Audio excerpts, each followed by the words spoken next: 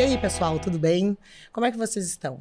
Hoje aqui, do estúdios da Locast, nós vamos para o nosso segundo episódio, tá? O nosso tão esperado podcast. E eu estou com dois grandes amigos nesse segundo episódio da Locast para conversar com vocês sobre processo, sobre judiciário, sobre resolução de disputas, sobre online dispute resolution. E eu tenho o prazer de estar com a minha grande amiga Valéria, que está aqui em Porto Alegre, porque nós estamos gravando esse episódio de Porto Alegre. E ela veio especialmente para nos encontrar, para fazer parte desse episódio, desse momento.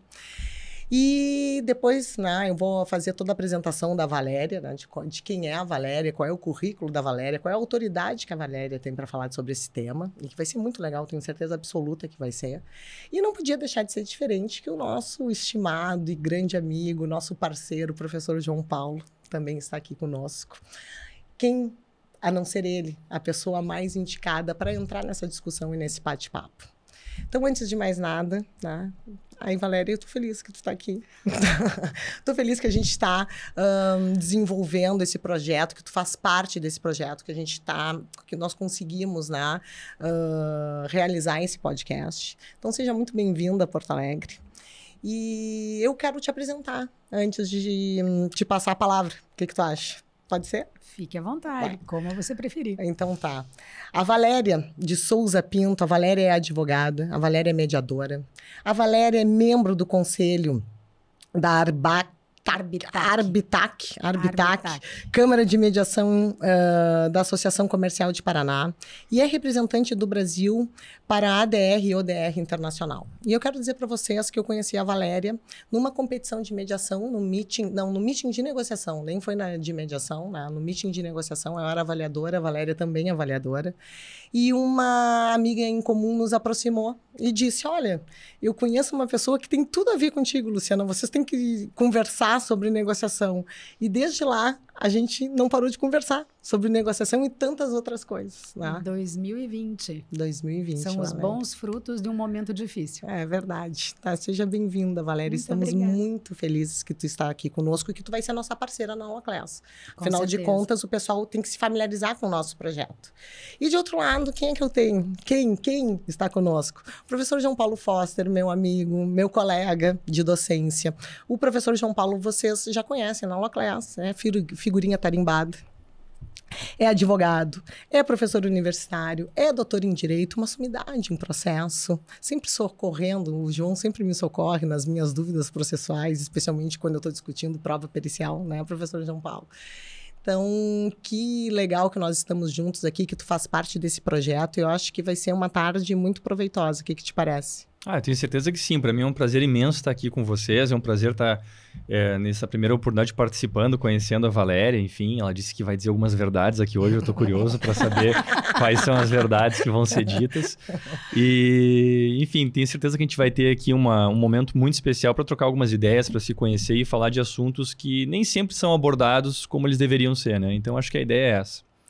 É um bate-papo entre amigos, né, que gostam do que fazem, do que falam, do que estudam. E essa é a vibe do nosso podcast. Tá, Valéria, mas e aí? Nos localiza. Afinal de contas, como é que chegasse a ser representante no Brasil para a ADR ou ODR? Qual foi a tua caminhada? Né? Qual foi a disrupção que aconteceu na tua vida advocatícia, digamos assim? Disrupção é uma palavra que cabe, né? Especialmente para um formato de advocacia que a gente desenvolve, né, no Brasil há décadas e décadas, e que é um formato bem sucedido, por assim dizer, mas que eu, em 2014, mais ou menos, eu voltando do recesso, você começa naquele embalo de começo de ano, e eu cheguei em abril, eu não tinha mais nenhum processo em andamento.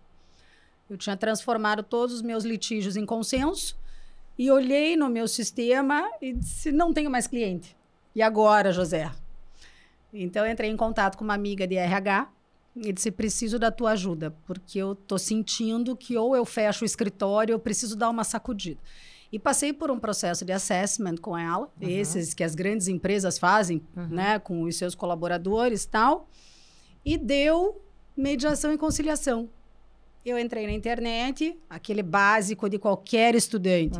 Curso de mediação. Apareceu um online, que eu tenho até vergonha de contar, mas é que acabou virou uma crônica na minha vida. Porque eu entrei, fiz a minha inscrição, fiz ali, tinha uns textinhos, um materialzinho, o EAD, uma coisa muito sem vergonha, e uma provinha no final, que você tinha respostas curtas, e eu tinha que assistir um filme e escrever sobre aquele filme.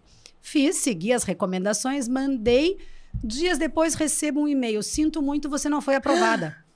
Como assim? Eu disse, nossa. E por quê? Porque nesta pergunta você tinha que ter respondido isso e não o que você escreveu. Eu pensei um pouco, eu disse, como é que eu vou resolver este problema? Eu copiei e colei o que ela escreveu no e-mail, mandei de volta e ela disse, parabéns, você está aprovada. Ao mesmo tempo que eu achei muito interessante aquilo, porque daí serviu para eu me encantar pelo tema, sim, mas eu fiquei apavorada com aquilo. Eu digo, como é que eu vou ter coragem de dizer que eu sou mediadora depois dessa situação? Muito bem. Com isso, por uma felicíssima coincidência, o Código de Processo passou pelas alterações e a Lei de Mediação entrou em vigor. E aí, eu comecei a ir atrás e cheguei um pouco na história da mediação no Brasil, que vou contar para vocês que nasceu em Curitiba, o Instituto de Mediação e Arbitragem do Brasil, em 1994. Pelas mãos do querido mediador argentino Juan Carlos Vezula e do Ângelo Volpe, que é um querido amigo e pessoa conhecidíssima em Curitiba, fundaram o Instituto de Mediação e Arbitragem do Brasil, que posteriormente foi para São Paulo e hoje está nas mãos do nosso querido Adolfo Braga Neto. E de lá para cá, então, o que eu fiz? Eu comecei a promover em Curitiba os cursos que eu queria fazer. Sim. Então, aquela formação, eu estava num momento pessoal que me impedia um pouco de, né, ainda com filho pequeno, com questões familiares, que me impediam de sair mundo afora, né, buscando a formação que eu queria, mas não dava para ficar naquela formaçãozinha. O Adolfo não gosta que eu conte essa história. Mas, enfim, montei em Curitiba uma instituição para promover em Curitiba as formações que eu queria fazer. E com isso trouxe Adolfo Braga Neto várias vezes, trouxe Juan Carlos Vezula várias vezes e saí também do país, cheguei ao Strauss Institute na Universidade de Pepperdine, na Califórnia. E durante este mau período que passamos aí nos 2, 3 últimos anos, virtualmente conheci ADR ODR International. Então eu digo que a pandemia me levou a Dubai, a Londres, a Índia, a diversos países. E cheguei no ADR ODR International como avaliadora de uma competição de mediação online. Passada a competição, recebo um contato do Rahim Shamji, que é o CEO fundador do ADR ODR, me convidando para ser representante deles no Brasil. E aceitei o desafio, porque desafio faz parte da nossa natureza. Claro. Então, o que é um bom desafio? Estamos aí. 2020 recebi este honroso convite. E a semana passada fizemos, então, finalmente, a primeira formação ADR ODR International presencial em Curitiba. Que tu escolheu a data para eu não conseguir participar, Eu né? escolhi... Escolheu, assim, ela vai estar em São Paulo, ela não vai conseguir exatamente por isso. Eu sabia que você não ia. ia. Exatamente. Então, aí foi naquela semana. Eu fiz propositadamente para você não estar. Isso é para as pessoas verem, saberem, né? O nível de amizade que a gente muito tem. Profunda. Exatamente. Então, foi aí que eu cheguei, então... Não, mas olha, vai ser muito legal a gente conversar hoje, porque ontem, João, na nossa preparação para o podcast à noite, quando estávamos jantando e tomando uma boa taça de vinho branco, a Valéria comentava como é que funcionam essas competições e quais são as particularidades e características das equipes que competem em Dubai, né? E como... É uma experiência sensacional, assim. Realmente uma experiência sensacional. Mas e tu, João Paulo? Nos conta um pouco da tua advocacia. Afinal de contas, ela é uma advocacia negocial, contenciosa? Qual é o teu contato com essa matéria? Sabe o que eu acho engraçado, Luciana? Porque, assim, a gente sempre conversou sobre isso, né? De como a docência influencia a nossa atuação profissional enquanto advogados e vice-versa, né? Então, eu me formo lá em 2004, né? E eu começo a advogar de uma forma bem tradicional, aquela forma, né, bem engessada do processo, aquela coisa toda, né? Até a minha área de formação é voltada para o processo civil. Eu sou processualista, espero que não seja nenhum problema, né, hoje.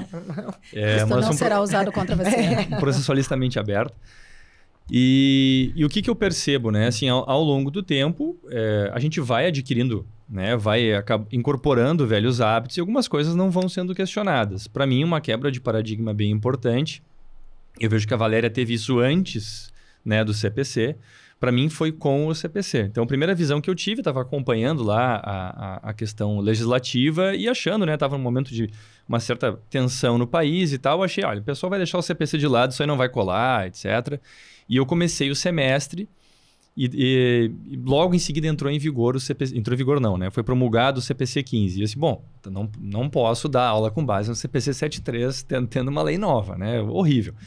E, claro, bom, vamos converter tudo. E nessa etapa eu disse, bom, então eu vou abrir um pouco a cabeça, eu vou ver o que, né, foi trazido aqui, especialmente naquelas 12 primeiros artigos ali e tal, e especialmente no artigo 3º. E logo em seguida vem junto também a lei da mediação e tal. E é uma formação que no meu curso universitário não existiu, assim, se falou muito pouco de arbitragem e mediação era uma coisa, assim, absolutamente secundária, tá? Assim, nem se mencionava isso, uma coisa menor, né? E aí, como muitos cursos encaram a mediação. E aí eu comecei a olhar para aquilo e disse, olha, tem uma coisa interessante aqui. Comecei a ver que começou a mudar um pouco o currículo, né, universitário, incorporando questões de mediação, bem ou mal, né? Às vezes, né, vem por vias tortas, mas vem, né, essa informação. E comecei a me interessar muito por isso. Também fui procurar uma formação lá em Harvard, no curso lá de negociação, né, do programa de negociação de Harvard. Fiz lá o curso com o Bruce Patton lá, né, do Como Chegar ao Sim, né, um dos autores. E é uma quebra de paradigma muito grande, né? Por quê? Porque essa ideia de incorporar isso na advocacia, eu, infelizmente, muito da natureza, né? A gente tem muito litígio, particularmente no meu escritório, que envolve união, que envolve questões inegociáveis, digamos assim. É muito mais difícil a gente conseguir chegar, né, e aplicar essas técnicas. Mas para muitos outros processos, eu venho aplicando isso como uma regra, assim, antes de entrar com a ação, sendo possível aplicar algumas ideias de tentar fazer ao menos uma aproximação amigável que seja, para que aquilo não seja levado ao judiciário, e tentar contato com os advogados, e tentar contato, né, enfim, de alguma forma para viabilizar isso é muito mal recebido. Né? Isso é muito mal recebido porque não basta a gente querer aplicar. Né? É uma situação que não basta partir de nós. A gente tem que estar num meio que tem que estar culturalmente pronto para absorver aquelas mudanças, aquela quebra de paradigma, que a gente diz, parece um clichê, mas é algo muito real. Né? Então, a ponto de que teve uma ocasião em que eu fui procurado, né? Eu atuo muito na área de erro médico, eu fui procurado por uma paciente, né? Uma ex-paciente de um médico, e disse, olha, acho que dá para construir uma solução interessante aqui. Ela queria fazer uma segunda cirurgia. Fiquei pensando assim, olha, daqui a pouco ele consegue um colega dele que faz, porque ela obviamente não queria mais se operar com ele e tal, a gente pode compor. E ela estava disposta a fazer uma segunda cirurgia, etc, etc. Eu fiz todo um mapa assim, de possibilidades e fui conversar com ele. Disse, olha, se tu quiser já chamar um advogado, tu fica à vontade, né? Não estou judicializando nada, etc, etc. Mas, por favor, se tu quiser falar com um advogado, não, eu vou falar contigo. Veio falar comigo, eu conversei com ele, ele disse que ia pensar. Logo uma semana depois disse que não tinha mais interesse em falar comigo, eu tive que judicializar. E fomos para uma primeira, né, terrível audiência, né, de mediação, entre muitas aspas, porque é muito mal feito, né, a mediação dentro do judiciário. Né? A gente vai começar a entrar na etapa das verdades mais cedo.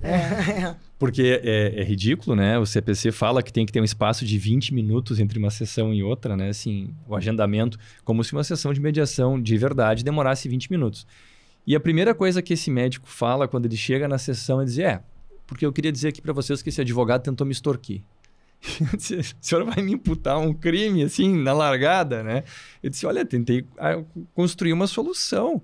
Né? E a gente leva muita canelada nesse meio porque as pessoas não nos entendem, né? A gente não é compreendido. Então, eu acredito que sim, eu tento quebrar essa ideia desse viés, dessa advocacia excessivamente tradicional, que é o que, protocolo lá inicial e a gente conversa nos autos, né? Os advogados gostam de falar isso, a gente conversa nos autos processuais.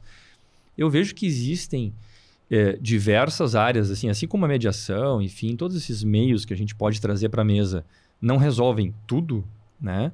Seguramente todo conflito tem uma forma de ser solucionado. Né? Cabe a gente conseguir identificar qual o caminho que vai ser trilhado. E sempre tem mais de um, né, Valéria? Eu acho que isso é algo que aparece de forma muito clara para nós. Então, é um esforço constante, é um esforço diário. E vou te dizer, Luciano e Valéria, dá uma vontade de simplesmente entrar com aquela petição e dizer assim, não vou falar com ninguém. Né? Assim, deixa por isso mesmo. Dá menos trabalho. Dá menos trabalho. Mas a gente tendo mais trabalho, a gente consegue um resultado final muito mais positivo para os envolvidos. Sim, o grau de satisfação é muito grande. Ponha um pin nessa tua frase do mais trabalho, porque eu quero chegar daí mais para frente quando formos dar o alerta dos honorários do advogado na advocacia consensual. Né? Mas eu quero comentar que, igualmente, né, para mim, essa transição para uma advocacia consensual, ou para a tentativa de transformar o meu escritório num escritório mais negocial, digamos assim, e com a minha grande atuação no direito do trabalho, foi muito difícil. Valéria, eu não sei se eu já cheguei a te comentar isso, com o João talvez sim, mas eu fui apresentada para mediação por uma colega que era professora da área de família, que tinha um projeto lá na faculdade que eu lecionava, que o João ainda leciona, tinha um convênio com o Tribunal de Justiça, então o curso de mediação, a capacitação de mediador judicial foi disponibilizada para os professores que dariam aula naquela disciplina que estaria sendo inserida no currículo como uma disciplina obrigatória. E ela era muito minha amiga e disse assim, não, Arnaldo, tu precisa fazer. E eu disse, cara, isso não tem absolutamente nada, nenhuma comunicação com a minha área de atuação. Que sempre foi o processo trabalhista, né? Na sua maioria esmagadora. 95% da minha atuação, até 2015, era em direito do trabalho, desde que eu me formei. Eu me formei em 1997, super jovem, só para dizer. Só para avisar. Tá, só para avisar, super jovem. Eu me recuso a dizer quando eu me formei, tá? Eu não me recuso. Me recuso a essa informação, considerando que eu sou a mais antiga. Tá, não, mas tudo bem, acontece assim, não tem, isso não é... Cara... Isso não nos diminui, claro, pode ser alguma. Muito antes, pelo contrário, só nos eleva. E eu dizia, cara, não tem ligação. E ela disse, Arnaldo, mas é uma oportunidade para abrir uma nova via na docência. E eu acabei fazendo o curso. Quando eu fiz o curso, eu fiz aquele curso de mediação judicial, aquela capacitação 40 horas, depois mais 40 em família. CNJ. Eu quero te dizer que eu tinha desconforto físico com o que eu ouvia. Físico. Eu me sentia mal fisicamente. Eu olhava e disse assim, cara, não, eu não tô ouvindo isso. Eu lembro que eu tinha um professor, meu colega do lado, que estava fazendo comigo, que era o Everton. O Everton disse, Arnaldo, pelo amor de Deus, assim, Everton, minha cabeça vai explodir. Sem mentira nenhuma. Eu tô trincando os dentes porque não é possível. Absolutamente nada fazia sentido, eu não conseguia fazer nenhuma correlação com o conflito trabalhista. E mesmo assim eu terminei o curso, sofrendo, toda contraturada, tá? Eu saía de lá e ia para uma fisioterapia. Cara, era completamente distante de tudo o que eu aprendi na faculdade. Na faculdade, eu lembro de estudar direito alternativo na Federal de Pelotas. Eu lembro dos tribunais de mediação lá em 98. Tribunal de mediação já é uma coisa que mas não... tinha, você lembra? Tu lembra? Claro que lembro. Eu me lembro dos tribunais de mediação daquela legislação de 98, mas igual, né? Nunca imaginei que se pudesse resolver conflitos que não no judiciário. Ainda mais trabalhando com direito do trabalho, contencioso de massa e assim por diante. O que aconteceu? Depois que eu assumo a disciplina e eu começo a replicar os ensinamentos, porque a gente dava exatamente o mesmo curso do CNJ, tanto que eu tenho a formação como mediadora e como instrutora judicial, né, pelo número de aulas que eu dei. A cada semestre aquilo começava a fazer um pouco mais sentido, assim. E aí eu fui introjectando as ferramentas e a minha atuação começou a ser diferente, inclusive na forma com que eu entrevistava o cliente. Eu comecei a ouvir diferente. Você começou a escutar. Aham. É essa a E diferença. eu tenho casos, assim, que eu posso trazer depois, mais tarde, né, para discussão, para mesa, que teve um que foi muito paradigmático, que foi de um diretor de uma multinacional que estava saindo, 44 anos de trabalho na mesma empresa, e ele chegou no escritório e ele queria discutir uma diferença de férias de 130 mil. O prolabore, assim, dele era de 65 mil na época. A rescisão contratual dele tinha dado mais de 1.800.000. E quando ele começou a discutir, ele dizia assim, ó, não é esse valor, mas é o desaforo que eles fizeram na minha saída. Só que a minha oitiva foi completamente diferente, porque eu já tinha absorvido, e eu não sabia nem que eu tinha absorvido, né? Aqueles ensinamentos. Então, a minha, digamos assim, foi gradual.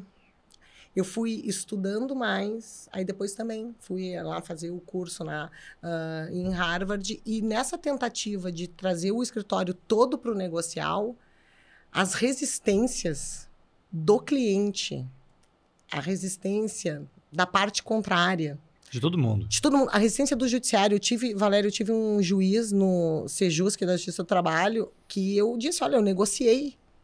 Esse acordo extrajudicial, ele foi negociado previamente. E ele me falou assim, eu só vou homologar porque eu te conheço. Porque senão eu não acreditaria que isso tinha sido negociado, né, fora. Aí eu acho que a gente pode começar a adentrar nas verdades difíceis. Oba! Tudo que a gente desconhece, a gente tem medo e a gente desconfia, né? Então, eu digo, gente, nós estamos aí com uma lei de mediação há 7 anos em vigor. E quanto nós caminhamos nessa direção? Nós temos sejusques espalhados pelo país. Tanto melhor que não tivéssemos. Né? Essa é uma verdade inconveniente. Eu tenho um conceito sobre mediação judicial que deve ser aquele que o juiz manda você fazer. É aquela mediação feita por ordem judicial e não aquela que o judiciário faz dentro da sua estrutura. Porque não faz o menor sentido nós termos um CNJ que propaga que o judiciário tem 80 milhões de processos, cada cidadão brasileiro tem um processo, se fôssemos considerar 2 partes, bababá, todo aquele discurso, e dizer, nós não damos conta de você aqui, mas nós abrimos uma portinha nessa ruazinha nova aqui que a gente vai resolver.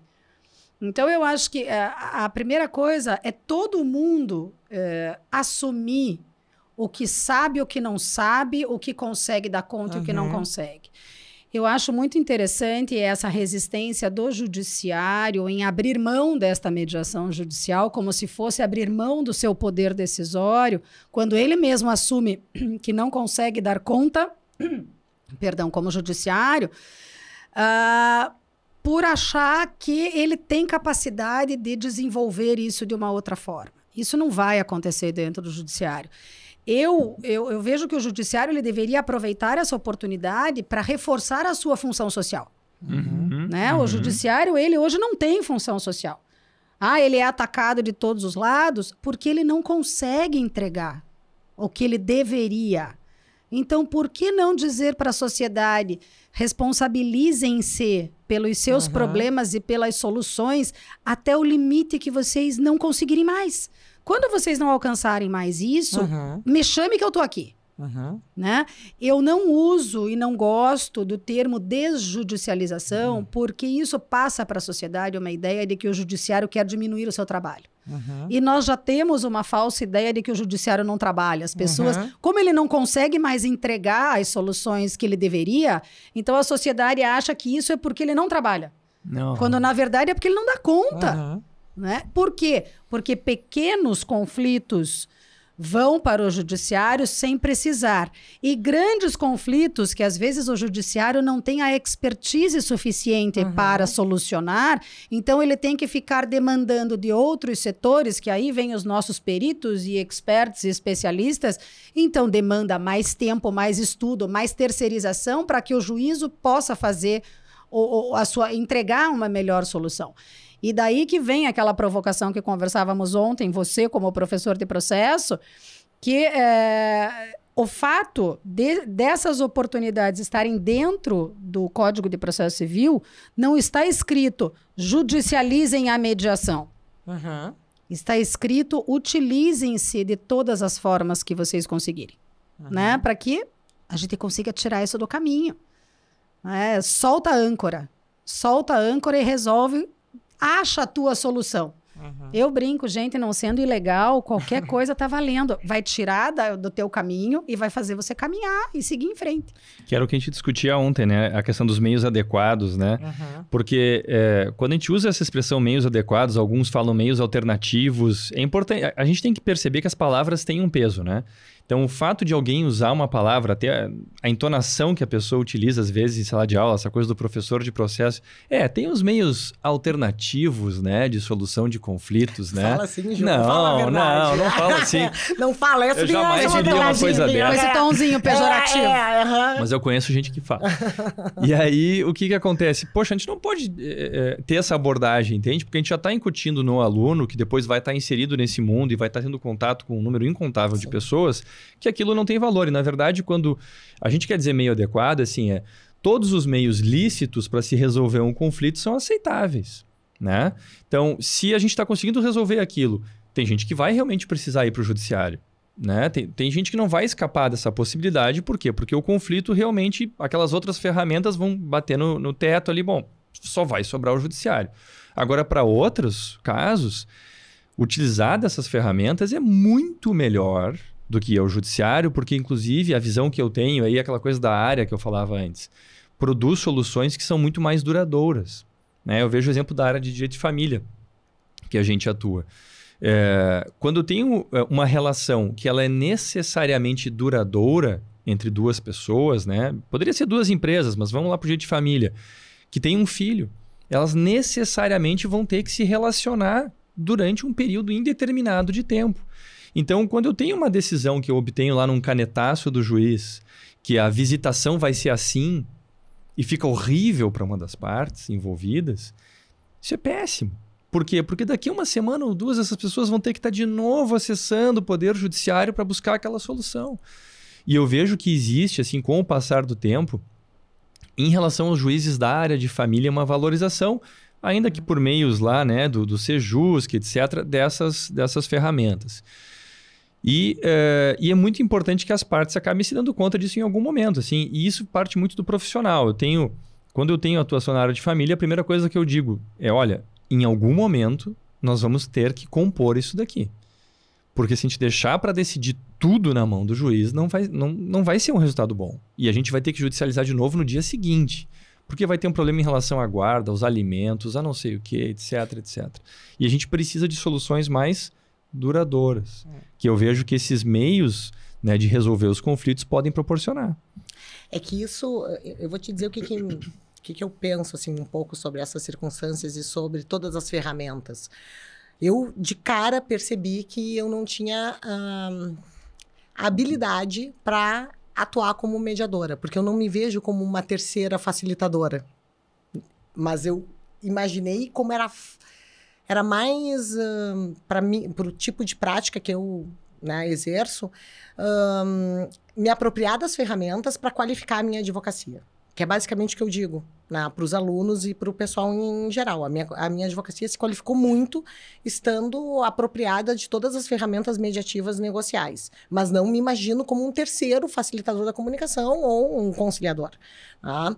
E dentro dessa lógica que nós estamos falando, e agora eu até me esqueci o que a gente estava falando, a gente estava falando do direito de família.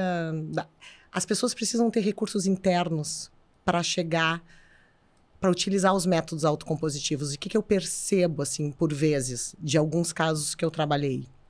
Eu trabalhei em casos empresariais, societários e trabalhistas.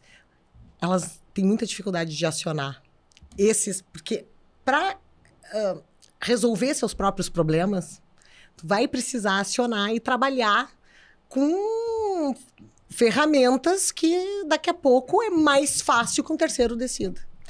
Quando eu digo mais fácil, eu não estou dizendo mais fácil para a pessoa, entendeu?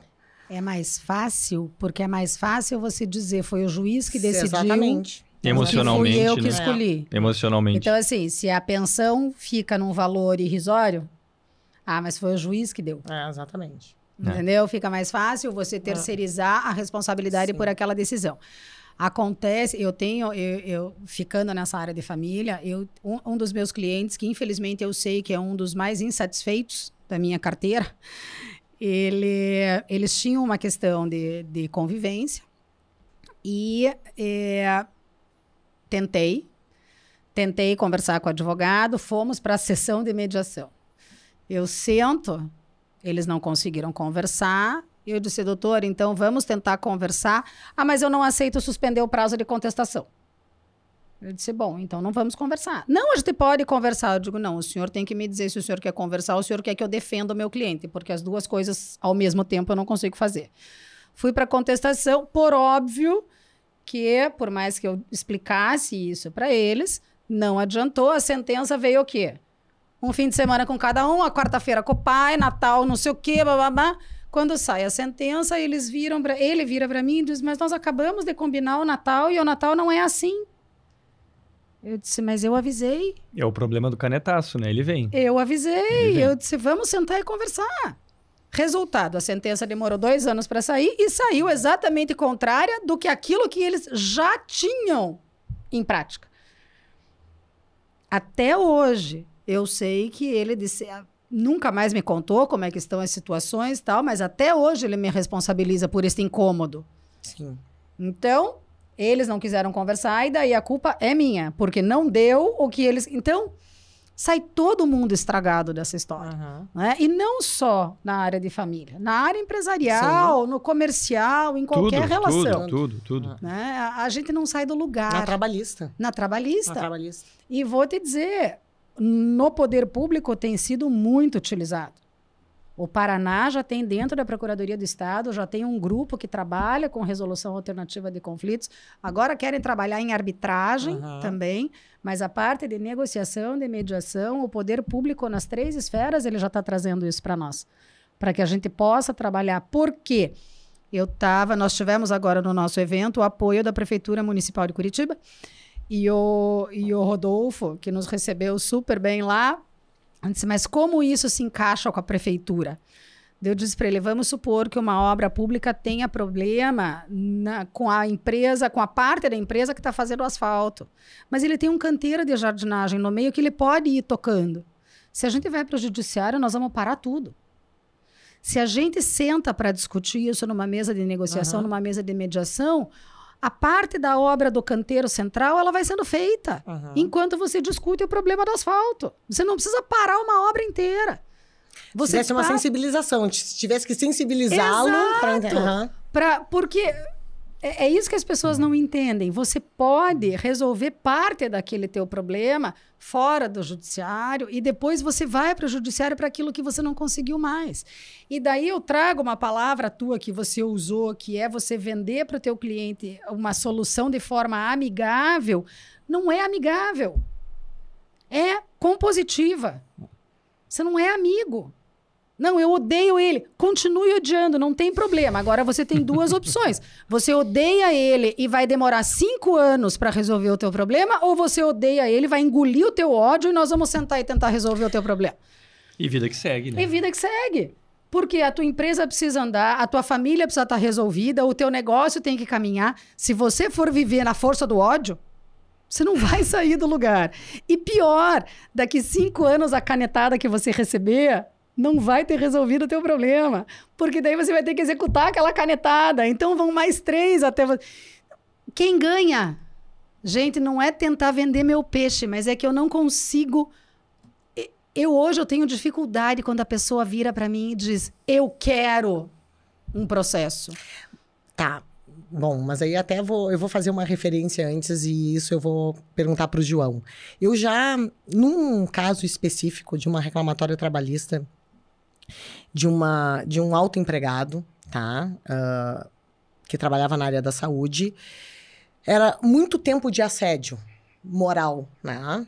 E eram pessoas com nível superior, com doutorado, com pós-doutorado. E eu propus a negociação, porque tinha um adoecimento já em face daquele conflito que estava instaurado, tá? E eu propus para minha cliente, e eu tentei até, fui até a instituição, cheguei a negociar, né? Iniciei a negociação, algo que o João até falou no início da fala, ele comentou bem no início da fala dele, assim, como é que tu faz a abordagem, porque o convite para negociação, como é que se faz? Como é que se faz essa carta convite? Como é que tu propõe para que não haja uma desconfiança do outro lado? Eu acho que nessa época eu falei até contigo, Valério, eu disse, pelo amor de Deus, como é que eu vou mandar um e-mail e escrever? E chegou um momento que ela olhou para mim e ela disse assim, Luciana, eu entendo o que tu tá me propondo. É uma pessoa muito esclarecida. Só ela disse assim, eu quero o processo, porque essas pessoas precisam sofrer um pouco o que eu sofri. E eu sei que elas só vão sofrer com essa exposição neste processo judicial. Perfeito. Tá? E aí eu comento para os alunos, eu disse, gente, de vez em quando não é para todo mundo, nem é o tempo todo. Exato. A pessoa ela estava consciente de que a negociação não ia atingir um objetivo. E um objetivo era, eu sofri durante todo esse período, e eu sei que o processo judicial vai ocasionar um desgaste na outra parte, e eu quero que esse desgaste aconteça. Eu disse, tudo bem, só que tu tem que saber que em ti é uma via de mão dupla. Esse desgaste também vai acontecer contigo. Você. Exatamente. Sabe que eu tenho uma frase, eu ando lembrando muito das coisas que meu pai sempre me dizia, né? E meu pai tinha uma frase maravilhosa que volta e meia, eu trabalhei todos esses anos com meu pai, e meu pai tinha uma frase maravilhosa que eu ia falar com ele com alguma dúvida e tal, ele já com, sei lá, ele se formou em 64, tá? Se formou em 64.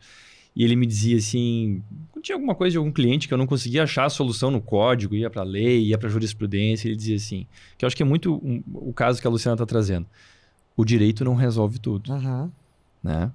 E a pessoa quer atingir um objetivo que é um objetivo totalmente acidental, colateral. Tem gente que tem 1 milhão de processos contra si e põe a cabeça no travesseiro de noite, não se importa nem um pouco, né? E talvez esse objetivo, esse ódio, né, que falava antes aqui, não vai conseguir ser satisfeito. Na verdade, a pessoa está indo buscar uma coisa que o direito não vai alcançar para ela. Exato. Né? Que a mediação não vai alcançar para ela, que nada vai alcançar para ela. Então, eu acho que é muito importante e tem muito a ver isso com o que a gente estava falando. Uma palavra que surgiu muito aqui no início foi a palavra de conforto. Né? As pessoas saem da sua zona de conforto. Vingança é um sentimento muito primário. Né? Veja, é confortável, entre aspas. A primeira coisa que eu pensar é eu vou me vingar. Né? É difícil a pessoa pensar assim, e sabe o que mais? Vou viver bem, é melhor vingança viver bem, essa coisa toda. Eu sempre penso que tem retorno. Não, é difícil.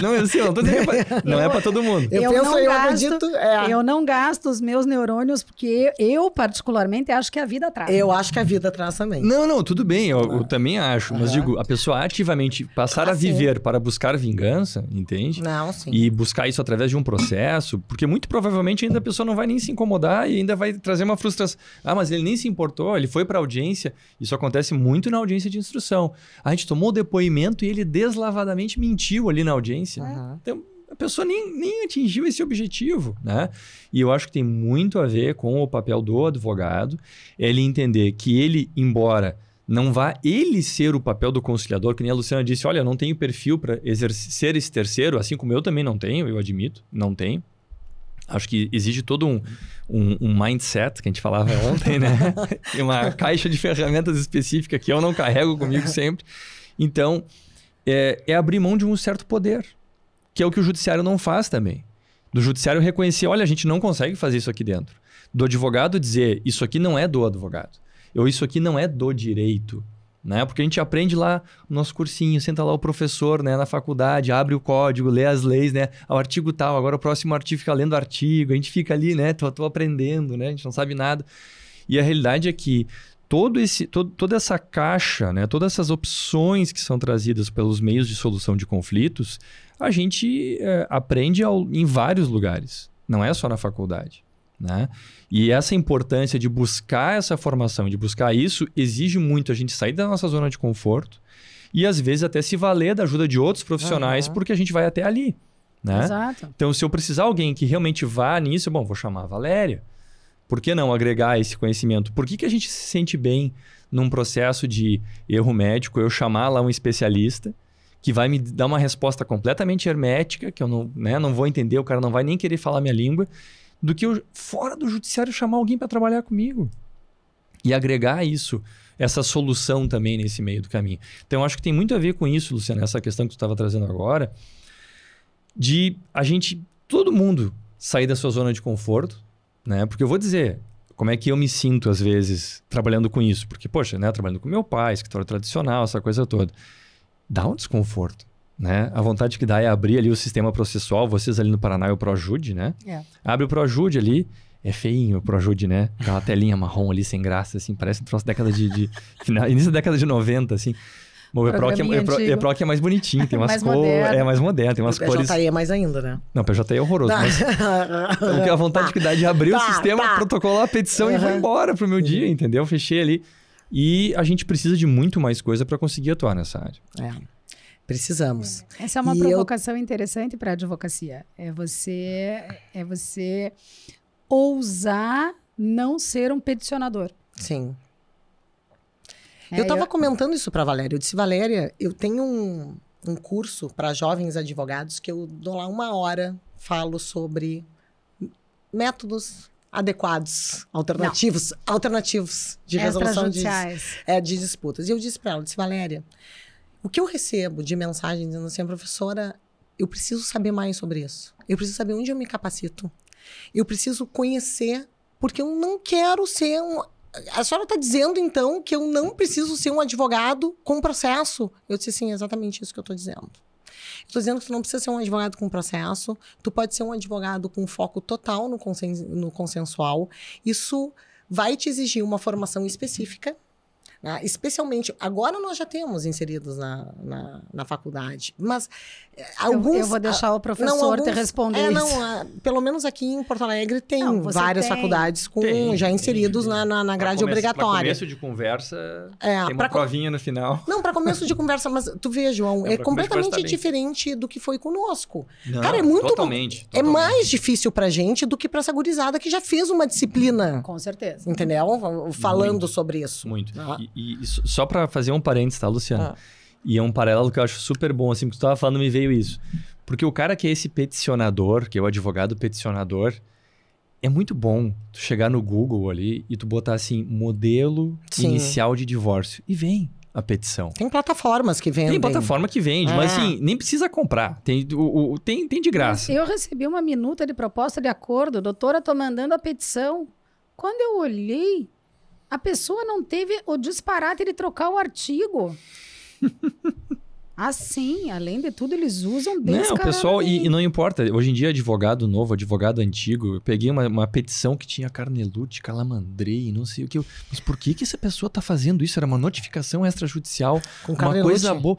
Exatamente, os italianos todos ali juntos. Os italianos. E eu fiquei... Toda a nossa turma de faculdade. Exatamente, eu assim, mas o que essa gente veio fazer aqui, né? Tem um desrespeito, né, com os falecidos. Eu aquela coisa de professor, né? Joguei no Google. Era o primeiro modelo. Petição, a OAB do cidadão era uma OAB, acho que era 30 mil. Pô, não é criança, sabe? Não é criança. Então, assim, agora eu vou fazer uma negociação. Não tem na barra do Google, na primeira página, como fazer uma negociação para este caso de... Então, assim, eu tenho a inicial do divórcio, mas eu não tenho... Tá, mas agora esse caso tem não sei o quê. Daí eu baixo a inicial que tem o divórcio e tem a guarda. Agora, eu não tenho a negociação pronta para mim. Por quê? Porque eu tenho que fazer isso build to suit. Eu tenho que chegar a olhar o caso e cada interesse muda em cada caso. Cada pessoa tem uma situação realmente específica. Parece conversa de que tá querendo vender alguma coisa. Exato. Não é. Mas as pessoas têm necessidades que são peculiares, que são diferentes, elas mudam, né? Embora o nome seja divórcio, né? Nós temos o divórcio de um filho, nós temos o divórcio sem filho, agora nós temos o divórcio com pet, nós temos o divórcio que envolve vô e vó querendo guarda de neto, nós temos divórcios de vários tipos. O fato da petição estar pronta não significa que ela vá atender a demanda de todos os teus clientes ao mesmo tempo. Exatamente. A ousadia na advocacia hoje, que eu acho, e que eu escuto muito, os grandes escritórios não querem. Eu disse, claro que não querem, porque é muito mais confortável a gente continuar fazendo o que a gente já sabe fazer.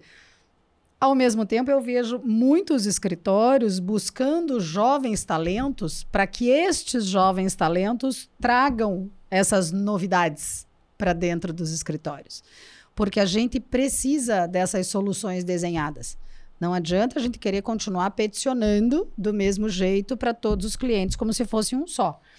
Outro ponto que eu acho muito importante na questão do processo judicial, eu escutei isso uma vez e é muito interessante. A gente tem o poder de cura, né, com relação a um problema, independente da origem dele. Você tem um tempo de cura para cada situação. E o processo judicial, o que ele faz é arrancar a casca dessa ferida de tempos em tempos. Então, para ficar no fácil, no divórcio, aquele casal tem um tempo de luto mesmo. Sim. Né? Que é o que a psicologia explica. Né? A dor do divórcio, ela se equipara à dor do luto. E você tem ali seus 2 anos de trabalho com isso. Quando você vai para um divórcio litigioso, você já está no meio do teu processo de cura, tem a primeira audiência.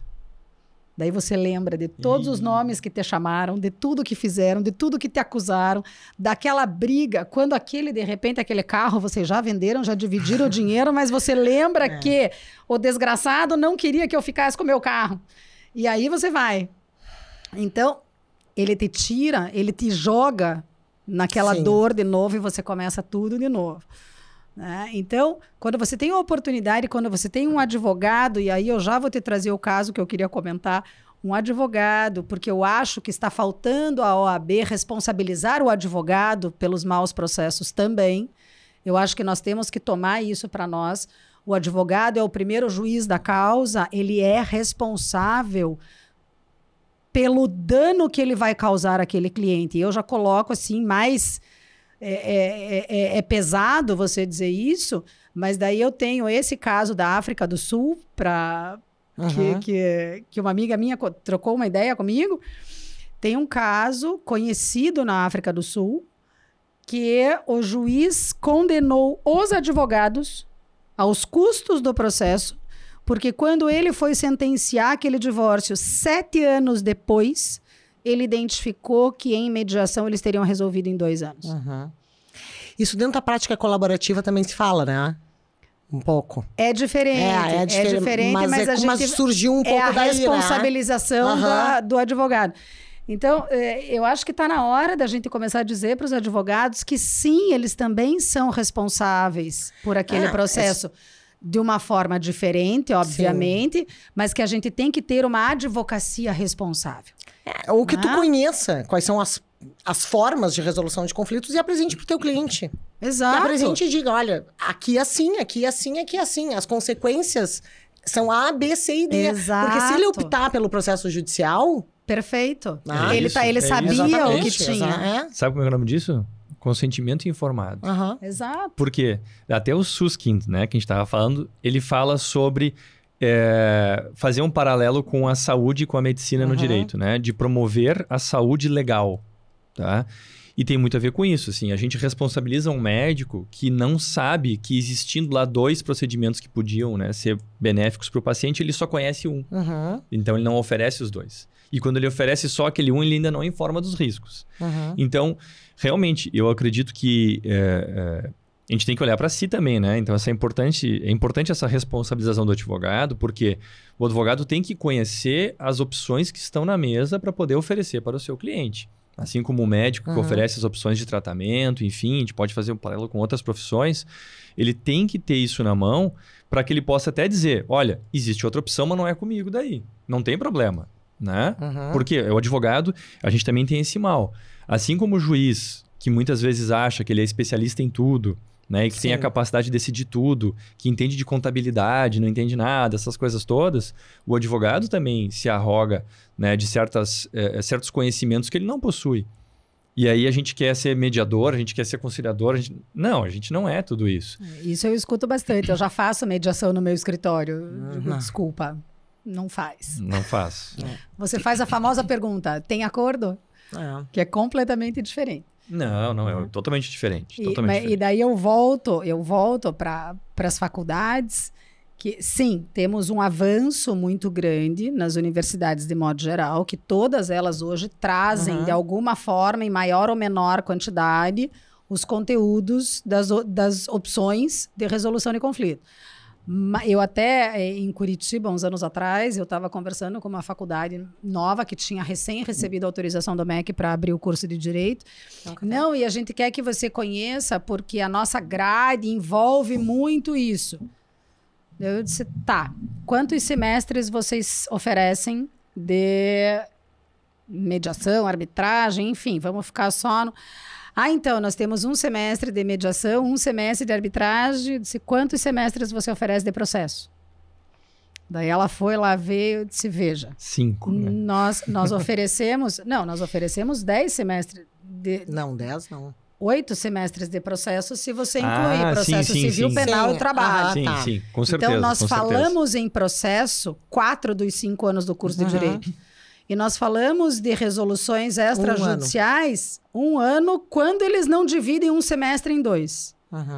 Eu disse para ela, enquanto você não oferecer pelo menos 3 dos 5 anos de faculdade de métodos extrajudiciais de resolução, você não tem um curso que ofereça, que você tire o teu bacharel daqui com ferramentas para trabalhar de outra forma. Tanto tu tá certo o que tu tá falando, Valéria, que eu vou dizer uma pergunta que eu fiz, tá? Porque eu fiquei curioso. Eu fui fazer o curso de negociação lá em Harvard e fui conversar com o Bruce Patton, com um dos auxiliares, né? Porque o professor tá o cara lá, né? E tem os auxiliares ali sempre orbitando ao redor do cara. Deus é sempre... Com o Bruce Patton? Tirei. Eu também tirei. Não saí tão bem quanto tu saiu, mas tirei foto com ele também. E aí eu fui falar com um dos auxiliares e eu perguntei assim, porque o curso de negociação é dentro da faculdade de Direito. Não. O programa de negociação tem um programa de negociação. O POM é dentro de Direito, mas o curso deles é no curso de Business. Isso, não, mas o POM tá dentro do Direito. E aí eu perguntei, por que tem um programa de negociação dentro da faculdade de Direito e vocês não estão no Business? Ele não entendeu a pergunta. Ele disse, olha, porque nós temos aqui um semestre dentro do Direito que a gente se dedica à negociação, tem um semestre... Então, a formação genética do advogado, daí tu vai olhar para os resultados dos processos nos Estados Unidos. Todo mundo fala, dos 100% de processos que tem, 95% acabam em acordo, né? O settlement e tal. Por quê? Porque a cultura dos caras, desde o curso universitário, que não é a formação que a gente teve aqui na faculdade, ela vem já dizendo pro cara, olha, tem um outro caminho, tem um outro caminho, tem outro caminho. A gente vê esses seriados, Netflix e tal, os caras estão sempre negociando e não sei o quê. E vai para uma câmara aqui, outra câmara lá. Não é essa a lógica que a gente tem, tudo vira processo, né? Tem razões históricas para a gente falar sobre isso e tal, mas está na hora de romper essas raízes, está na hora de romper esses laços e trazer justamente essa formação diferenciada para cá. Tá na hora da gente dar ao advogado o papel dele mesmo. Né? Porque hoje, eu repito muito isso, o advogado hoje é mais um problema na vida das pessoas. As pessoas Essa verdade é bem inconveniente. É bem inconveniente. Porque as pessoas enxergam o advogado como uma despesa alta e que não serve para nada. Esse é o resultado final do que as pessoas enxergam. Esses dias eu vi um post até de uma advogada amiga minha falando sobre o direito do médico cobrar a consulta. Porque ela trata de direito médico. Eu disse, mas essa frase ela tinha que estar colocando para o próprio advogado. Por que a pessoa aceita pagar um tratamento médico sem garantia de resultado e só aceita pagar o advogado se ganhar o processo? Por quê? Porque o advogado se tornou inconveniente. O advogado, ele não... E por quê? Porque também nós temos aí que mudar... nós estamos aqui num festival de provocações. Sim. Porque nós temos que mudar a advocacia para que a advocacia apareça na vida das pessoas antes dos fatos. Então, é você procurar um advogado antes de casar. Para você entender o que vai acontecer se o teu casamento não der certo. Existe alguma forma de eu evitar que um futuro divórcio... você está casando para se separar. Não, eu estou me casando com chance de me separar. Sim, ok, pode acontecer. E como? Eu já quero pensar numa forma menos agressiva de me separar, porque as emoções já vão estar à flor da pele. E porque todas as relações são dinâmicas. Quando você monta uma empresa, ninguém monta uma empresa para ela falir daqui a 5 anos. Você monta a empresa para ela se perpetuar. Então, por que você não tem um corpo de advogados que vai te orientar? é bom desse formato, é limitada, é individual, é capital aberto. O que significa tudo isso? Você vai descobrir aonde? Você vai descobrir no Google? Não vai. Fala com um advogado para te explicar. Então, a gente tem que mudar esse formato de advocacia para que o advogado pare de ser esse problema. E daí nós temos que mudar o advogado para que ele passe a ser essencial na vida das pessoas. E isso vai mudar a formação do advogado, vai exigir uma dedicação maior, um estudo maior, um enfrentamento de todas essas questões que nós estamos falando, porque não é fácil. Eu acho que tem duas coisas, assim, para falar bem rapidinho nesse aspecto. Porque a gente falou em médico, a gente faz muito paralelo com outras áreas e tal. Eu acho assim, todo mal profissional custa caro. Isso é fato. Pode ser um mau advogado, um mau engenheiro, um mau médico. Tudo isso vai te custar caro. Né? Por diferentes motivos, talvez, por vários problemas. E ao mesmo tempo, olhando para o outro lado, né? Porque a gente falou muito da formação que a gente não teve lá atrás, e eu acho que essa formação que a gente está discutindo, ela é uma formação que ela pode ser buscada a qualquer tempo na advocacia. Então, não é porque eu não tive isso no meu curso universitário e nós três não tivemos e buscamos depois, né? Assim, então eu já estou há tempo demais acomodado nessa área, então eu não vou buscar essa formação. Ainda é tempo de haver essa qualificação. Não há problema nenhum nisso. De agregar essa área de expertise no escritório. Né? Então, eu acho que isso é bastante importante que a gente ressalte, porque senão a gente fica muito também na lógica, preso naquela lógica do tudo ou nada. Então, assim, já que eu não tenho esse mindset, eu já não tenho essa formação, eu tive só esse semestre, eu não vou atrás disso. Não vai atrás, porque isso é super importante. E eu não sei, eu tenho uma impressão de que é cada vez mais... O profissional de todas as áreas, né? O bom profissional, ele nunca para de estudar e de se especializar, mas é tudo muito dinâmico. E nós estamos passando por muitas mudanças no direito, me parece, assim. Tá? E eu vi profissionais ficarem de fora. Eu confesso para vocês o seguinte, lá em 2014, eu tive um sócio no escritório, quando eu trouxe o escritório de Santa Maria para Porto Alegre, ainda era exigida a pluralidade de sócios pela OAB, porque isso só mudou em 2016, né? Passou a ser a Sociedade Unipessoal de Advocacia só em 2016. Então, eu precisava ter um sócio no meu contrato social. Foi quando o Marcel saiu, porque ele passou no concurso. E eu tive um sócio, que era, até então era casado com uma amiga minha, e ele já era um pouco mais velho do que eu na época, mas muito forjado numa advocacia tradicional. Ele simplesmente não conseguia lidar com sistemas de controle de processos externos de empresa e com o PJE. Não conseguia. Não conseguia. Tinha um sistema, a gente atendia uma sociedade de economia mista que nós tínhamos que alimentar esse sistema. E ele simplesmente vinha e-mails dizendo, olha, era basicamente um PJE interno dentro da empresa. Aquilo foi um inferno na época, porque a gente discutiu toda uma reestruturação do contrato, que não tinha um equilíbrio econômico-financeiro, porque estavam nos determinando outras atividades que não estavam contratadas na época, mas tinha que alimentar aquele sistema. Alimentar o sistema e protocolar no PJE. Não rolava. E eu dizia assim, cara, eu não sei se tu tá entendendo, mas vai ficar cada vez pior. Tu entende isso? Vai ser tudo, absolutamente tudo. Tu não vai ter mais pastinha em cima da tua mesa, tá? Com post-it, com agendinha. Tu vai ter que trabalhar com a agenda do Google, tu vai ter que trabalhar no PJE, tu vai ter que trabalhar com esse sistema de controle de processo interno das empresas. Não adianta, a gente vai ter que alimentar. E hoje a gente fala da resolução desses problemas também de forma online. E eu fico pensando, Valéria, a primeira audiência, uma das primeiras audiências de mediação do Sejusc trabalhista, eu me dava com a juíza e pedi, disse assim, tu me manda um link, porque eu quero ver como é que funciona no Zoom, nesse ambiente, como é que vão ser utilizadas as ferramentas da mediação. Quero ver como é que se faz escutativa com todo mundo querendo falar, se tu vai fechar o microfone, se tu não vai fechar o microfone, como é que tem a questão da empatia, né? E eu fiquei muito surpresa, porque, por incrível que pareça, as pessoas se escutaram mais na plataforma do que né, pessoalmente, porque daí que de repente o João tá aqui do meu lado falando alguma coisa, eu começo a ficar meio nervosa, se é algo que eu não tô gostando de ouvir, e aquelas emoções vão transparecendo, né? Eu até faço um parênteses para dizer que ontem a Valéria acompanhou uma audiência trabalhista lá no escritório, uma instrução, ontem e quarta, eu acho também, né? Foram 2 dias. Quarta e ontem, né?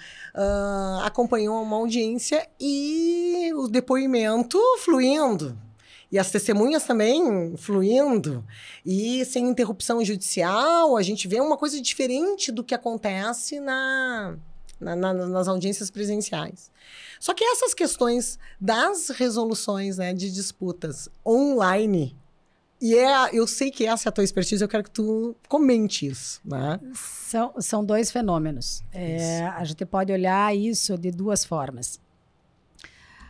Presencialmente, talvez o teu depoimento não fosse tão fluido como ele foi ontem na audiência. Uhum. Por quê? Porque a testemunha sentada presencialmente do lado daquele ex-empregador, ela vai se sentir mais constrangida para responder aquilo tão naturalmente. Quando ela terminou de falar aquela tua primeira testemunha, que ela acabou com o empregador... Eu, modestamente, porque eu não sou da área trabalhista, mas eu advogado. Meu Deus do céu. Então, neste formato, o online, ele te preserva. Você desliga aquilo, quando que ela vai encontrar com aquele empregador de novo?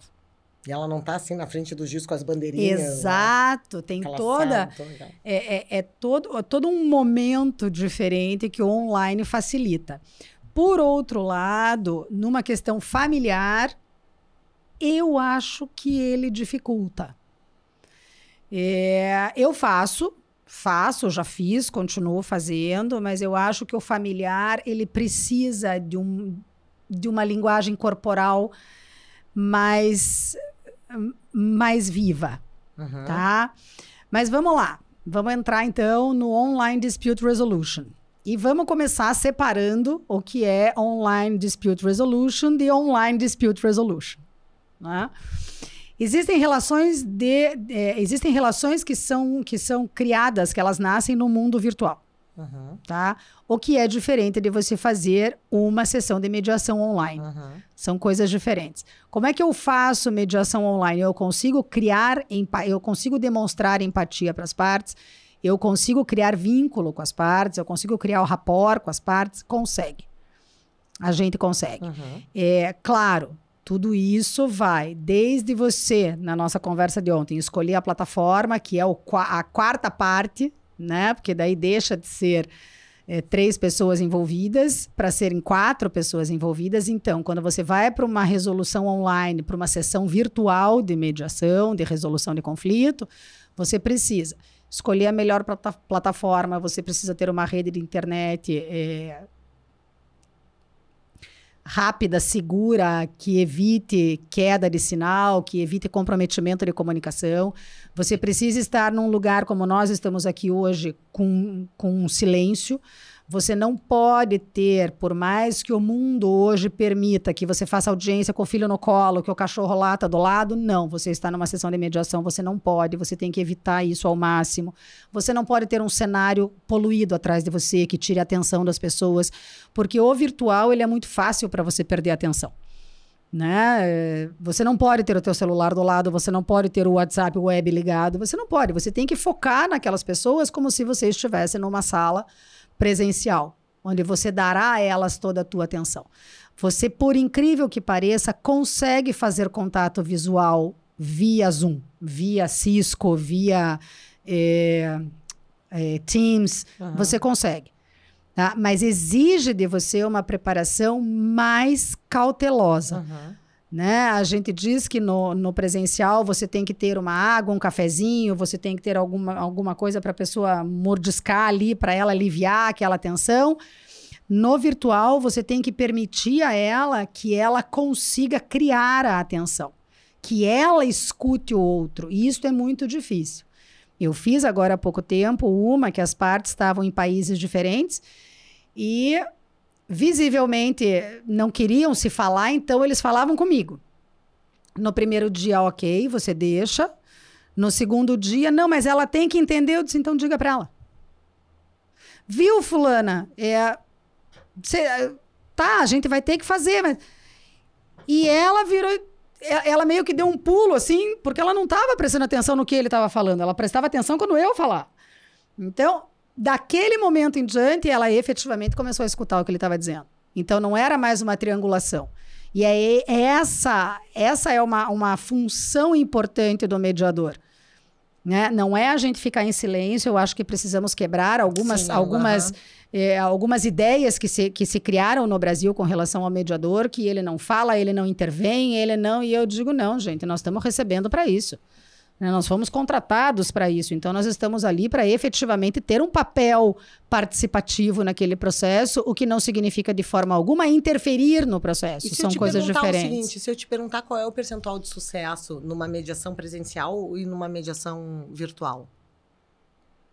Onde é que tu acha que... Não acho que vai depender do caso. Eu acho que vai depender do caso, porque eu tive mediações de sucesso no virtual e de insucesso no virtual. Eu tive uma mediação virtual que a parte simplesmente desligou e foi embora e nunca mais apareceu. E eu tive uma no virtual... Acho que é mais difícil bater a porta do que desligar? É que eu tenho controle sobre bater a porta no presencial, eu, mediadora. Eu não tenho controle sobre o desligar a câmera no virtual. E eu não tenho como impedir que a pessoa desligue a câmera. Claro que você chega num ponto que você vê que a coisa, você diz, vamos dar um minuto, eu vou separar vocês um pouquinho, vamos dar um intervalo, vamos respirar, eu vou abrir salas simultâneas, eu vou dar um oi ali para vocês, que é o que você faz no presencial. Mas, às vezes, a pessoa não te dá nem chance. Ela desliga e vai. O empresarial funciona bem. O empresarial, aí eu vou trazer para você o que eu desenvolvi com o ADR-ODR, que foi a grande diferença deles para nós, porque assim, mediação é mediação no mundo inteiro. Sim. Qualquer curso de mediação que você faça, Brasil, Estados Unidos, CNJ, entidade privada, alguma câmara, o conceito de mediação é o mesmo, os princípios da mediação são os mesmos. O que difere nós deles é que a experiência deles é vastíssima. O curso que eu fiz em Pepperdine, a apostila, ouso dizer que se eu traduzir, fica igual ao do CNJ. Mas foram 8 dias de intensa prática e experiência em casos juízes, concretos. Né? Eu acho que o pessoal de Pepperdine estava lá na Camargo. A mediação e a negociação norte-americana são diferentes, porque eles usam muito isso. Juízes aposentados. Né? É a questão do common law, né? É você ter o júri, é por isso que o settlement nos Estados Unidos é muito alto, porque eles não querem correr um risco, né? Então, eles fazem muito acordo e eles vão muito para a mediação, especialmente pela privacidade. Sim. Pelo sigilo, porque daí a minha empresa não está correndo risco nenhum de exposição. Então, é por isso que eles vão muito para a mediação nos Estados Unidos. Na Europa, eles trabalham muito... A mediação para eles são encontros privados. Você não senta com a outra parte. E essa coisa que se desenhou no Brasil, de você esgotar as partes e eventualmente fazer uma sessão privada, lá é diferente. Lá começa pela privada. Você senta numa mesa para dizer, oi, tudo bem? Diga para mim o que você está fazendo aqui. Eu estou aqui porque ele está me cobrando. Eu estou aqui porque ela está me devendo. Vamos conversar então, você senta ali e o mediador caminha de sala a sala. Eventualmente ele fecha o acordo sem colocar ninguém na mesma mesa de novo. E quando ele fecha o acordo, ele diz, bom, então tá aqui, vocês acertaram isso, leve para os seus advogados e assinem e resolvam a vida de vocês. Uma abordagem totalmente diferente, né? Sim, que não é... Dá uma esfriada grande, né? E que funciona no empresarial muito melhor. Sim. Porque o empresarial, ele não quer... E a mediação lá, ela é das 8 da manhã às 8 da noite. O empresarial eles vão sair de lá quando resolver. Mas o empresarial quer preservar relações, né? Exato, comerciais, né? Mas é que a relação comercial não é ele estar de bem com aquele fornecedor ou nada. Ele é... Nós vamos continuar no processo. O business tá funcionando. Exato. Se eu gosto dele, se é loiro, moreno, azul, amarelo, pouca diferença faz. Ele não quer saber.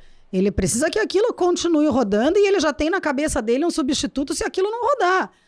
Então, o business é dinheiro e dinheiro não aceita desaforo.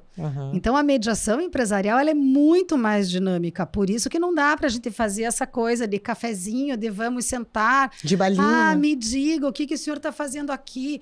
O que o senhor gostaria? Gente, se você põe um empresário na tua frente... Começa com o empresário dificilmente vem. Quem vem é o advogado. Não, nem preposto. Ele vai mandar alguém com poder de decisão, porque o preposto ele está lá só representando. Ele tem que mandar alguém com poder de decisão, porque ele tem que sair dali com a decisão fechada. Então, vem alguém do alto escalão da empresa para participar daquela mediação. E se você não tocar aquilo, o cara levanta e vai. Né? Porque ele está ali, porque ele não pode perder tempo aguardando o judiciário. Se você vai tirar dele o tempo que ele não tem, ele te agradece, sabe? Não, e eu vou te dizer que nos poucos casos que eu tenho de conflitos empresariais, dá um certo medinho, assim, porque é muito complexa a matéria. E aí, daqui a pouco, tu pensa, será que esse juiz entende dessa matéria mesmo? Sabe? Será que existe um conhecimento aprofundado para resolver esse tipo de conflito? Se a gente pegar, vou pegar assim, ó, exemplos. Vamos pegar um exemplo dos casos, dos cases que eram passados lá no meeting de negociação. Se a gente colocar na vida real e o que tu comentasse ontem dos cases reais de Dubai. Cara, são altamente complexas as relações. E aí um juiz que passou um tempo numa vara de família, um tempo numa vara criminal, cai numa vara empresarial, né? Vai julgar questões envolvendo joint ventures e holdings familiares e relações extremamente complexas que podem, né, comprometer toda aquela atividade empresarial, comprometer empregos. Eu, sinceramente... Numa assim, liminar mal concebida. Exatamente. Né, então, são questões que se pensa, eu tive agora há pouco tempo atrás, eu até particularmente foi algo que eu fiquei feliz, assim, eu atendi um cliente empresarial no escritório que ele disse assim, eu tô vindo aqui no teu escritório porque tu me fosse indicada em face dos conhecimentos de negociação, porque era uma discussão de solução societária, de uma empresa com um capital social assim, ó, estratosférico, só que era uma questão de solução societária envolvendo 4 irmãos. Então, a gente sabe que existem outros conflitos por trás. Exato. É uma outra lógica. É uma outra lógica, né? Então, eu estava dizendo, eu não vou me arriscar no judiciário, eu quero resolver isso via negociação. E eu quero escolher um escritório para tanto. Até porque ele provavelmente quer manter a empresa. Sim, e se você leva isso para o judiciário, o público fica sabendo, o concorrente fica sabendo, e pronto. E o que foi que tinha pro na ventilador. A um clique de distância. Foi pro ventilador. Roupa suja, um clique de E o distância. que tinha na fala? Na fala tinha assim, pois é, mas o meu irmão, que é o mais velho, sempre foi o preferidinho, ele acha que ele é dono de tudo. Então tem que identificar outras questões, né? Eu acho, assim, essa matéria é sensacional, Valéria. Eu não vejo a hora de fazer essa certificação contigo lá, quando tu fizer, especialmente uma data. Especialmente para a Luciana Aranaldi, teremos uma certificação. Uma data assim, ó. Me diz, Luciana, quando é que tu pode? Me dá a sua agenda para eu marcar a próxima edição. Seguinte, tá? A última vez que eu estive em Curitiba, eu não tomei nenhum vinho da famosa adega de vinho da Valéria. Nenhuma espumante. Ela abriu e mostrou. Aqui, ó, quando você ficar aqui em casa, eu não tenho uma taça, eu não tomei. Uma taça. Mas pro Marcel, tu servisse. Eu vou dizer que ela passou na minha casa das 9 da manhã às 2 da tarde de uma terça-feira. Trabalhando. Por isso que ela não tomou nenhuma taça. Ela esperava uma garrafa de vinho ao invés de um café. Ainda passei lá para pedir fone de ouvido, que eu tinha perdido os meus fones, porque eu queria correr. Ela queria correr. E eu saí para correr na cidade. E se perdeu. E me perdi. Mas voltei depois. Tá, deixa eu te contar então. Você nem viu isso porque eu publiquei hoje que ADR ODR foi escolhida como a melhor empresa de mediação internacional do ano de 2022. Então eu tô me sentindo. Eu também tô me sentindo porque você tá aqui com a gente. Foi só porque eles fizeram a primeira certificação no Brasil, entendeu? Não, isso realmente é super relevante. É uma organização que é nova. Nós estamos completando 6 anos agora em novembro. Então, é recente e é dinâmica demais. Eles têm... E o que me encanta é que, em momento algum, você trabalha em competição. Sim. Não importa o país que você esteja, o objetivo é agregar, o objetivo é ampliar, o objetivo é difundir a ideia... É a ideia de peacemaking deles. E estamos hoje, quando eu entrei, estávamos em 32 países, estamos hoje em 41. Temos um projeto América Latina que está sendo desenhado. O ano que vem teremos 2 edições no Brasil. Então, numa delas você vai ter que se encaixar. Sim, tá? senhora. Então, Porque depois partiu Dubai. espero vocês em Dubai em novembro do ano que vem. Ó, não tô nem pedindo para ir agora. Ah, tá. Tô convidando, claro. tô convidando para Ia abrir minha novembro do agenda ano agora que em vem. novembro. Tipo, Mas aí fica a provocação para o professor criar uma equipe de negociação na sua turma da faculdade para competir conosco em Dubai. Vou te mandar, acompanhe as nossas publicações da competição no deserto, que é Ia ser legal. divertidíssima. Demais, hein? Que demais. Vamos sim. São 3 dias de competição de negociação. Fazemos 2 dias no DIFC, que é o Centro Financeiro de Dubai, que é nosso parceiro lá. Porque temos a nossa sede é Londres, mas temos daí uma filial em Dubai. Então, a gente faz no DIFC. E a final, o dia da final, começa com o rally no deserto até o nosso acampamento. Daí você chega eu já tô lá... me imaginando. Mas olha as minhas publicações de um ano atrás. Então... Daí tá a tenda montada com todas as Tipo, eu tô imaginando salas. uma coisa assim, Sex in the City. É quase isso. Mas a gente não anda no deserto. Tá, tudo bem. Tem que mas descalça. Tem que tudo descalça bem. pro deserto. É horrível pisar na areia do deserto. Mas enfim, o programa é super bacana. A gente chega no final do dia no acampamento e daí faz a final.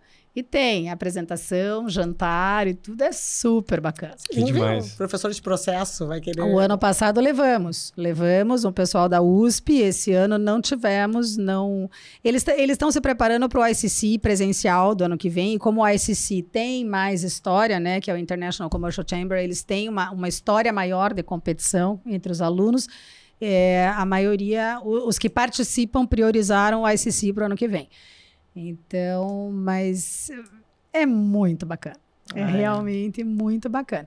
E para quem não tem ainda, a gente é uma semana de eventos, na verdade. São 10 dias. Então, a gente tem a nossa reunião ADR ODR. Esse ano nós teremos um painel de Women in ADR, que eu fui convidada para participar.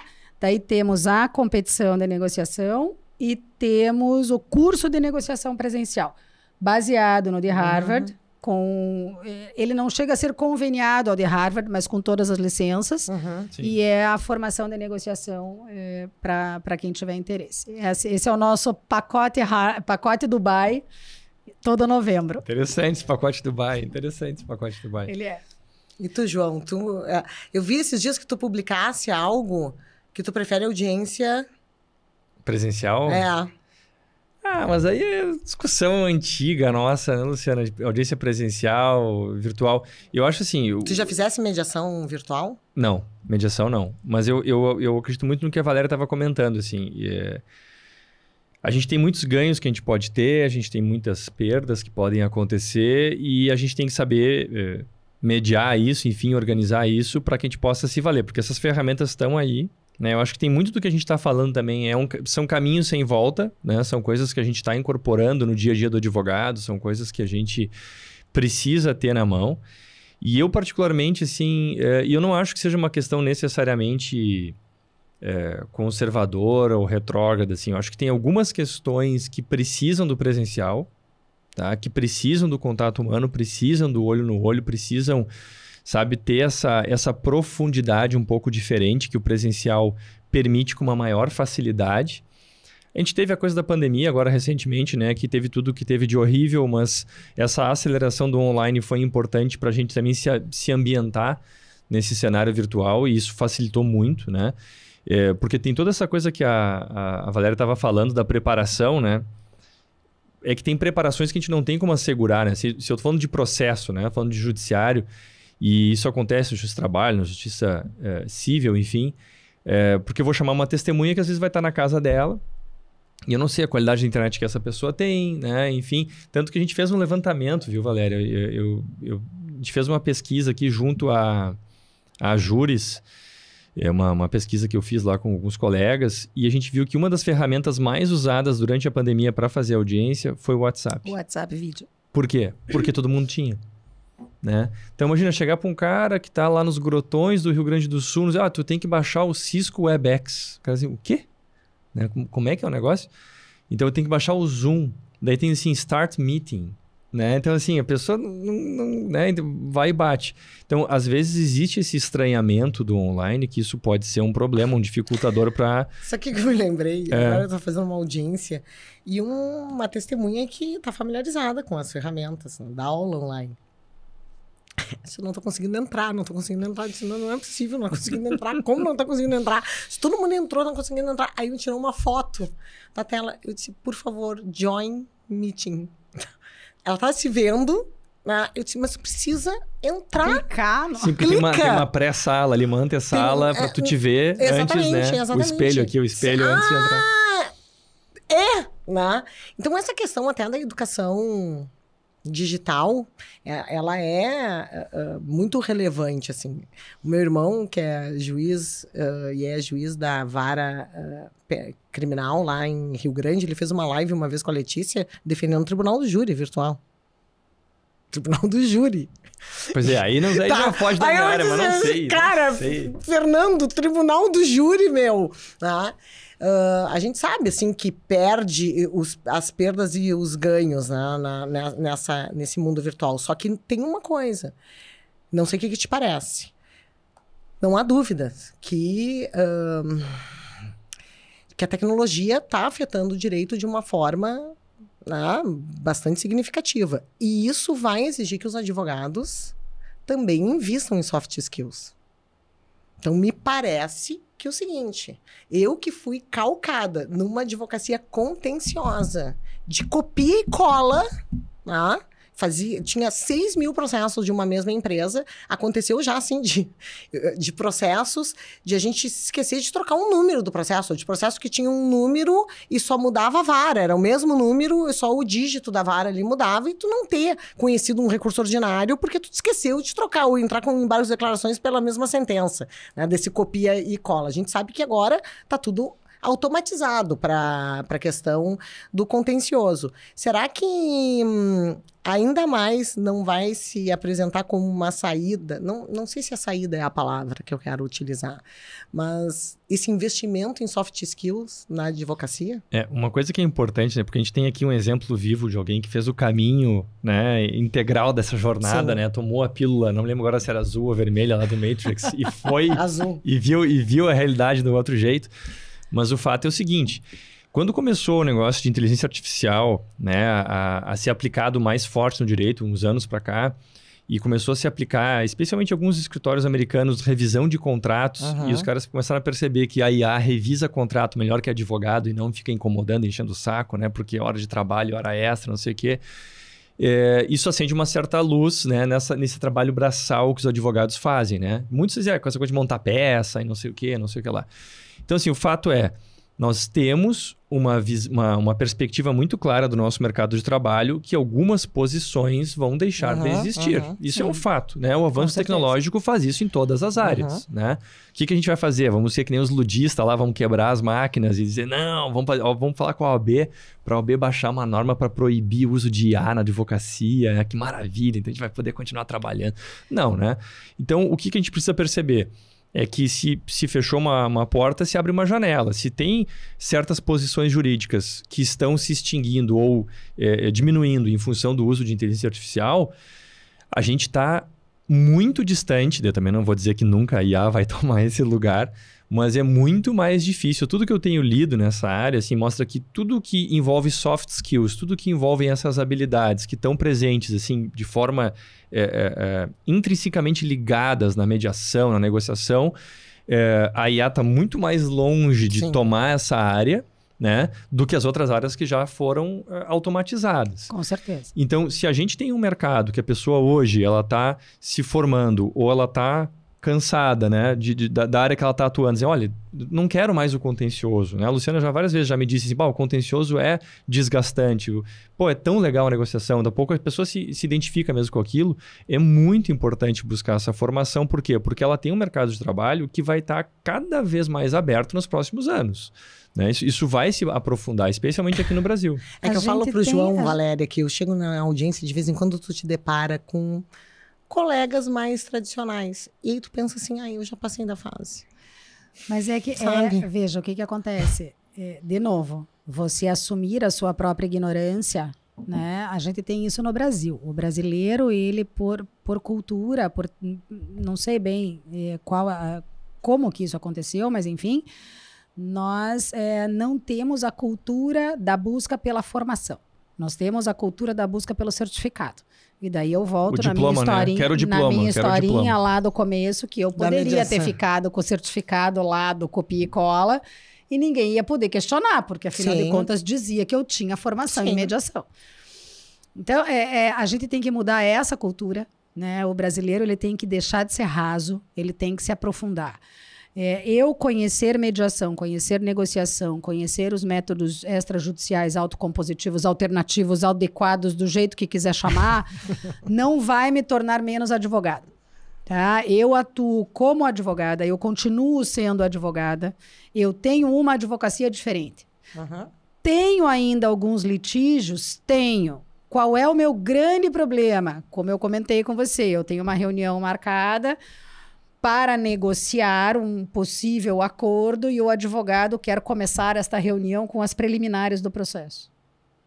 Então, o meu maior desafio nesta reunião é fazer com que ele deixe o processo lá no Projude e sente comigo como se ele não tivesse quase nenhuma informação sobre o caso. Então, a gente precisa, para esta nova advocacia, ouso dizer que para a advocacia sobreviver. Porque a inteligência artificial vai conseguir peticionar muito melhor e muito mais precisamente do que nós. A inteligência artificial, ela nunca vai errar o número do processo, ela nunca vai errar o artigo do código, o inciso, a linha. A inteligência artificial fará isso para nós com muito mais segurança e propriedade. Então, o que nós temos a oferecer como advogados para os nossos clientes é aquilo para o que a advocacia foi criada, para solucionar. Eu acho que esta é a grande diferença da advocacia hoje. Para a advocacia sobreviver, ela vai precisar ter esse novo conhecimento. Me perguntaram isso, já comentei com vocês, numa live para a Comissão da Advocacia Iniciante uns anos atrás. Doutora, mas como que eu vendo mediação para o teu cliente? Vai estudar mediação. Mas eu não quero ser mediador. Mas até para isso, até para me dizer isso com propriedade, você tem que aprender mediação. Exatamente. Mas eu vou precisar de uma formação em mediação? Vai. Porque você vai entender o que fazer numa mesa de mediação, você vai entender o papel do mediador, você vai entender aquele processo.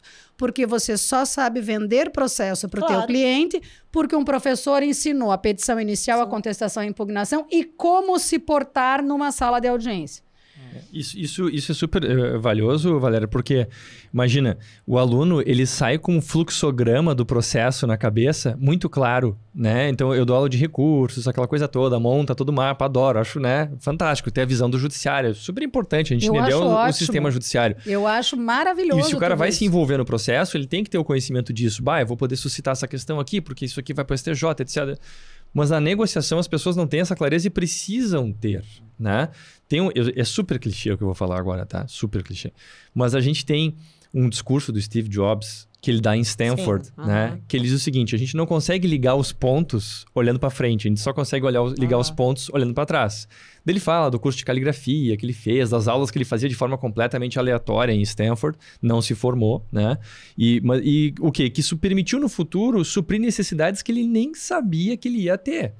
Então, essa é a grande questão. Se nos procura um cliente que diz assim, eu quero isso, e a gente não tem essa formação, aquela oportunidade já foi perdida, porque demora para a pessoa adquirir esse know-how.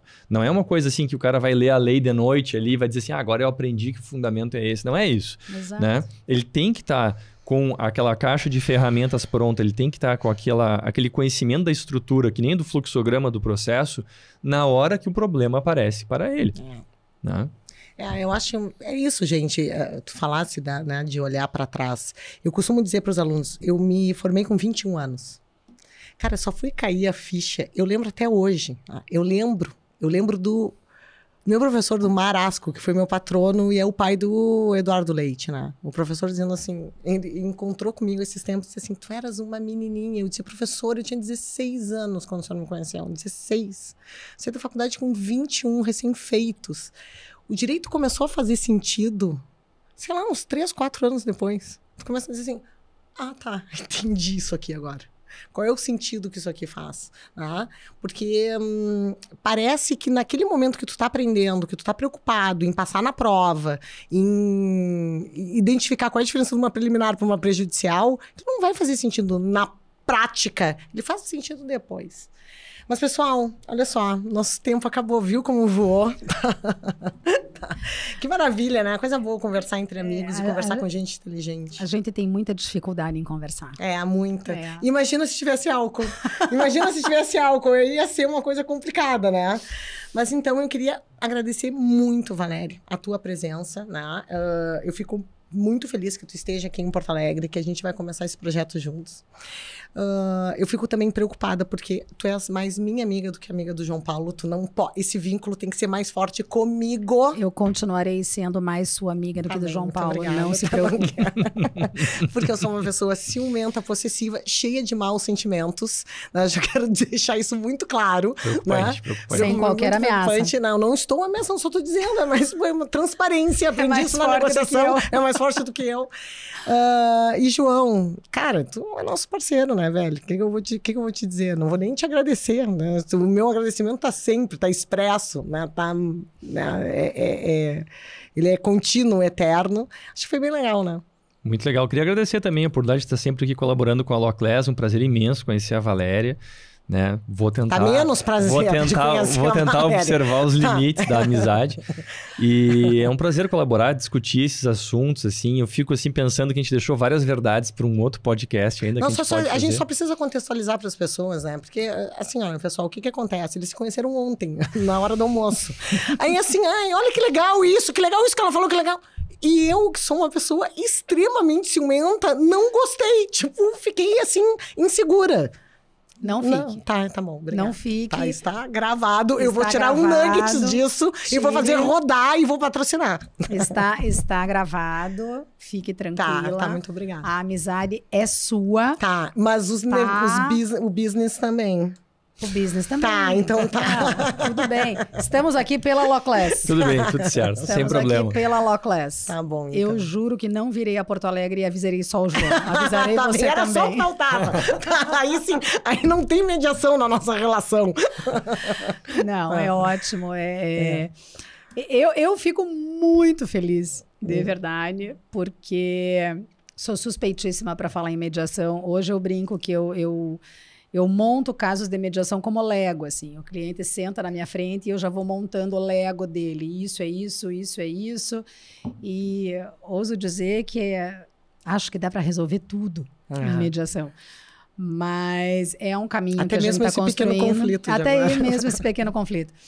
É um caminho que a gente está construindo. Acho que o Brasil ainda tem muito a amadurecer, mas estamos num caminhar.